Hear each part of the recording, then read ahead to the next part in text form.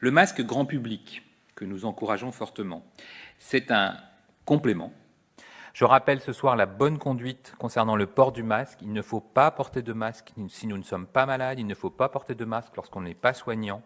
J'ai toujours plaidé pour l'accès au masque grand public. Certains d'entre vous confectionnent des masques en tissu. Ce sont des initiatives personnelles. Il est important de souligner que les manipulations de masques, qu'elles soient en tissu ou qu'ils soient protecteurs, augmentent les risques de transporter des virus de surface à surface. Et puis, un masque, c'est une technique, c'est réservé à des soignants. On enlève son masque, on manipule son masque, on se contamine en touchant son masque, on se touche le visage sous le masque. Et donc, il n'y a pas d'indication à garder son masque, surtout quand on n'est pas personnel soignant.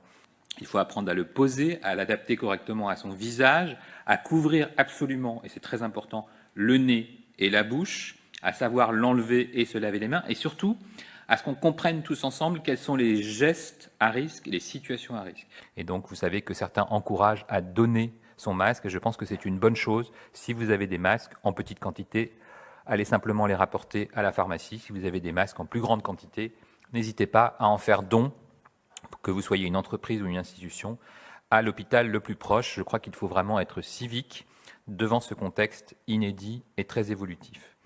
Et donc nous aurons à développer tous ensemble une pédagogie collective pour apprendre aux personnes les plus vulnérables, pour apprendre à notre entourage, pour apprendre à nos proches l'usage du masque.